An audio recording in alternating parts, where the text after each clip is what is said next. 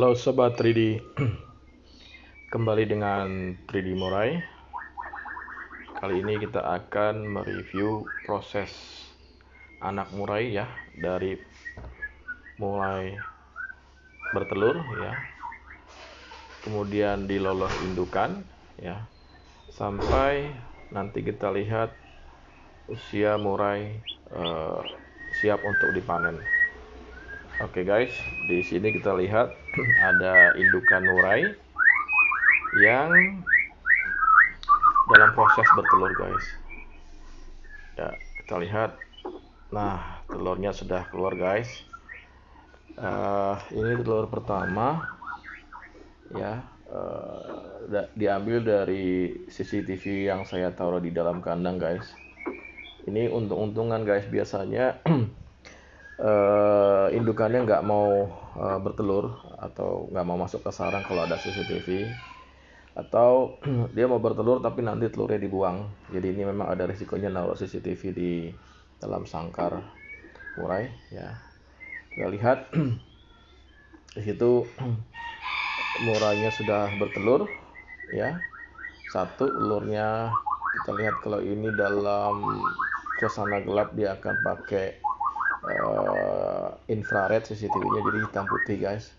Nanti kita akan lihat di tayangan slide berikutnya itu bentuk telurnya ya, yang berwarna hijau kebiru-biruan seperti kayak telur asin gitu guys, tapi ada bintik-bintiknya.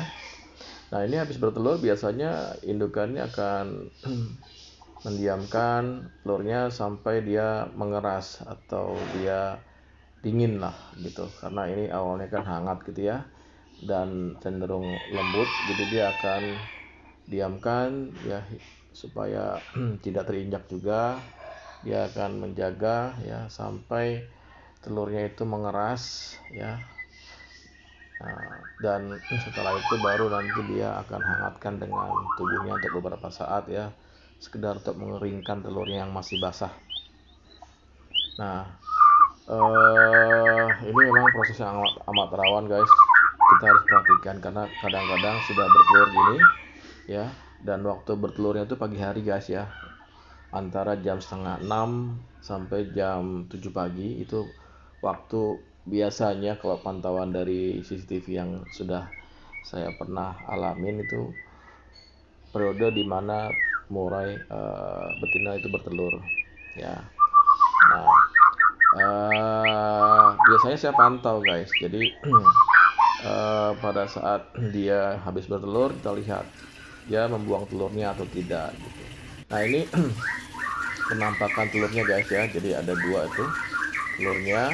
Yang lonjong itu cenderungnya itu jantan guys, yang bulat itu betina. Nah, setelah 2 atau 3 telurnya habis, dia akan mengerami telurnya guys ya, selama 14 hari. Jadi kita pantau dari CCTV kapan indukannya itu mulai mengerami. Nah, tinggal dihitung 14 hari. Biasanya itu kadang-kadang pas 14 hari, kadang-kadang lebih cepat 1 hari guys. Jadi hitungannya seperti itu. Makanya desain baikan itu di hari ke-13 atau ke-12 itu kita udah meletakkan pakan yang ekstra gitu. Jadi untuk jaga-jaga murainya itu sudah menetas telurnya. Biasanya kita sediakan kroto ya, ulat Hongkong gitu ya, atau ulat kandang gitu ya, lebih dari sekedar jangkrik. Kalau jangkrik kan memang wajib ya guys, karena kalau pada saat dia sudah menetas gitu ya dan tidak ada pakan, itu nanti anakannya itu akan dibuang guys sama indukannya. Setengah hari aja kita biarkan itu nggak ada pakan, itu akan stres, kemudian indukannya akan membuang anakannya gitu. Jadi saya udah pernah 2 kali waktu itu titip sama driver saya untuk belikan jangkrik ya dan juga kroto, tapi pagi-pagi dia tidak langsung belinya setelah sholat Jumat gitu, karena pagi-pagi itu nggak ada. Jadi dia biarkan jam 9, 10, 11, 12, 1 ya, jam 1, jam 2 dia balik itu saya pantau di CCTV udah mati ya, dan saya minta diintip, ternyata benar sudah mati guys tuh anakan murai. Nah, ini murai yang sudah menetas. Jadi biasanya kalau menetas itu satu persatu guys. Jadi telur yang pertama, kedua, nah gitu. Dan indukannya langsung memberikan anaknya itu pakan ya alami ya. Kroto tadi diambil sama dia yang warna putih guys, dia akan berikan secara bergantian gitu. Jadi biasanya even anaknya 3 pun dia akan pasti bagi secara rata gitu. Dia udah tahu nih, oke kita suapin yang anak yang A ya, baru anak yang B, atau dia kasih anak yang A sampai kenyang, kemudian anak yang B, nah gitu. Dan kita lihat ya guys, kelebihan dari memang sang penciptanya Allah Subhanahu wa Ta'ala menciptakan anak murah itu paruhnya lebar. Jadi even dimasukin jangkrik pun mau guys. Jadi kalau emang udah nggak ada stok kroto tuh ya, atau nggak ada ulat Hongkong di kandang itu, indukannya akan menyuapi anakannya itu dengan jangkrik ya. Dihilangkan kakinya, kemudian kepalanya, dan dia suapin tuh badan yang lembutnya aja tuh, dan itu masuk gitu ya. Dan itu nggak masalah kalaupun kita cuma bisa punya jangkrik gitu ya, karena kesulitan memberikan kroto atau ulat Hongkong. Kalau ulat Hongkong biasanya yang putihnya guys, jadi diambil yang putihnya tuh, yang udah baru ganti kulit ya. Kalau kroto yang besar tuh, yang besar dipilihin biasanya ya. Jadi itu nggak masalah, yang penting selalu ada pakan di dalam kandang gitu. Itu nanti indukannya akan menyuapi gitu ya. Dan biasanya dia akan suapin itu sejam sekali guys. Jadi habis suapin kenyang ya, anakannya itu akan gini ya, dites. Kalau dia nggak respon ya, udah tidak mangap lagi, berarti sudah kenyang. Nah indukannya biasanya pergi gitu ya. Ya kemudian nanti begitu dia pantau lagi masih tidur, oke, dia tidak akan memberikan makan. Begitu dia pantau lagi udah mangap-mangap, biasanya dia langsung cari pakan untuk disuapin kembali atau diloloh kembali ke anakannya guys. Nah ini ya akan berlangsung dari hari pertama, kedua, ketiga gitu ya. Nah tergantung kita guys sampai berapa lama ya ini mau kita diamkan gitu.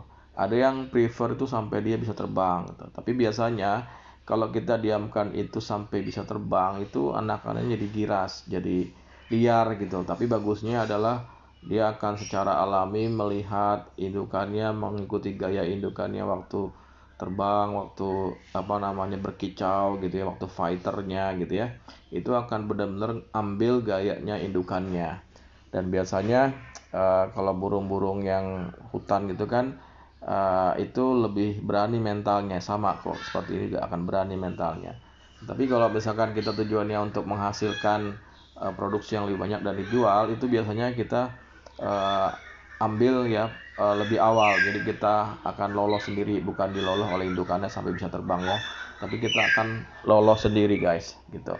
Nah ini kita lihat ya, jantan dan betina pun juga saling memberikan pakan tuh. Jadi tadi jantannya datang ya, ini jantannya guys ya. Jantan pun biasanya dia memberikan makan langsung, atau dia berikan itu kepada betinanya gitu ya. Itu betinanya muter-muter ya, terbang guys. Tadi dia mengambil kotorannya guys. Kalau teman-teman lihat tadi di video yang sebelumnya itu ya, ada kotoran keluar, dia akan diambil oleh betinanya dan diputar-putar biasanya tuh, dibawa gitu ya. Entah maksudnya apa ya.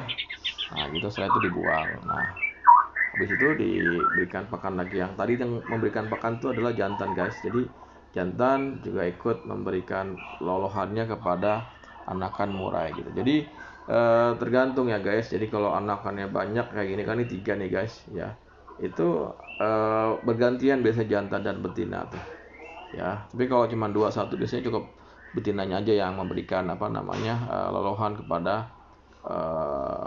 anakannya gitu ya. Nah kalau seandainya tidak ada gangguan ya dari predator atau apa gitu ya, biasanya anak-anakan ini akan terus hidup guys. Tapi yang menjadi kendala kalau ada predator di sana, jadi betinanya itu merasa terganggu ya, misalnya cicak atau apapun itu ya, semut, terang-terang segala macam gitu ya, atau nggak ada stok pakan ya, biasanya itu yang menjadi penyebab kegagalan ya. Tiba-tiba kita temukan anakannya mati gitu, karena memang indukannya sudah tidak mau menyuapi lagi gitu ya. Kita lihat ya, ini indukannya sedang memberikan kroto ya, kroto besar kepada anakannya atau disuapin seperti itu guys. Kadang-kadang udah disuapin, karena nggak pas diambil lagi dari mulutnya terus dimasukin lagi gitu ya. Nah ini memang cukup menarik, makanya teman-teman kalau punya kandang ternak murah itu dipasang CCTV jadi bisa pantau secara langsung gimana prosesnya seperti ini ya. Tapi tenang ya, meskipun nggak punya CCTV bisa mantau dari konten YouTube yang sudah saya unggah ini ya, dan bisa juga teman-teman share ke teman-teman yang lain ya, yang penasaran atau ke anak-anak mau lihat gimana proses indukan murai ya menyuapi anakannya ya. Silakan lihat di video ini ya, karena ini pas banget ya. Nggak semua CCTV itu bisa menyorot yang langsung ke sarang dan kelihatan anakannya yang sedang diloloh gitu. Jadi ini pas sekali ya. Nah ini anakan murai yang udah usia 5 hari guys ya. Kita lihat 5 hari itu sudah mulai numbuh bulu-bulu di sayap, jadi agak hitam-hitam, jadi udah mulai proses awal menumbuh bulu ya, tapi matanya masih merem guys. Nah ini hari ke-10 guys, hari ke-10 sudah mulai tumbuh bulu lebat dan sudah melek. Jadi ini batas terakhir kita memanen sebenarnya guys, kita panen, kita angkat gitu ya, karena lebih dari itu dia sudah melek total dan mengenali dan takut pada orang gitu. Jadi atau malah udah bisa terbang gitu ya di hari ke-12 13. Jadi ini saatnya dipanen ya. Nah ini proses panen ya guys di usia 7 hari ya. Jadi kita udah bisa panen, kemudian nanti kita lolos sendiri. Bagaimana cara melolosnya nanti akan saya share di video berikutnya ya guys, sampai nanti dia bisa terbang sendiri dan kita taruh di kandang besar. Ya, demikian Sobat 3D sharing dari kami. Semoga video ini bermanfaat. Jangan lupa subscribe ya. Terima kasih.